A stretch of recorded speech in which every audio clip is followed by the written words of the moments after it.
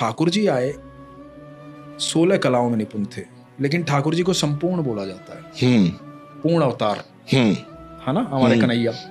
लेकिन फिर दूसरी बात कहते हैं कि राधा रानी 64 कलाओं में निपुण है, तो ठाकुर जी तो सिर्फ 16 कलाओं में निपुण थे।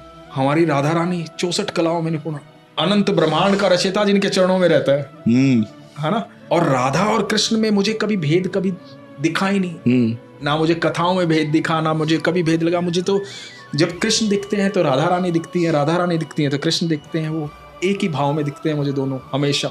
मेरे लिए तो वही है, मतलब वही बहन भी है और वही दोस्त भी है। तो मेरे दिमाग ने क्या कहा, मतलब मुझे ये जवाब मेरे मन में आया कि ठाकुर जी 64 कलाओं में से सिर्फ 16 कलाएं लेकर आए, इसीलिए युद्ध कर पाए। यदि वो 64 की 64 कलाओं के साथ आते ना तो सिर्फ प्रेम रह जाता, जो हमारी राधा रानी के पास है। क्या बात है भाई। तो इसलिए वो 16 कलाओं लेके आए कि भाई मुझे 125 साल में बहुत सारे वध भी करने और युद्ध भी करना है, बहुत कुछ सिखाना है दुनिया को। सिर्फ 16 कलाओं से इतना 125 साल का जीवन जिया।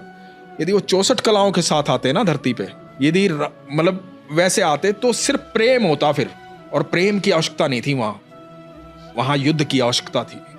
प्रेम की आवश्यकता थी, इसलिए मैं राधा रानी आ गई, इसलिए राधा रानी आ गई। तो जिसको प्रेम करना है ना वो हमारी राधा रानी के पास जाए। इसीलिए ना आप देखो, मतलब मैं माफी चाह के ये कह रहा हूं, हमारे माँ का जहां भी रूप है सबके हाथ में शस्त्र हैं, अस्त्र हैं। हमारी राधा रानी के हाथ में कमल का फूल है, कमल का फूल है, बिल्कुल है ना, बिल्कुल ब्लेसिंग्स हैं, सिर्फ प्रेम है, कुछ भी नहीं है, सिर्फ प्रेम है।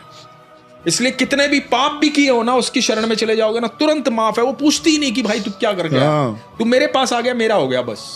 इसलिए वो हृदय है मेरे ठाकुर का, वो दिल है मेरे ठाकुर का।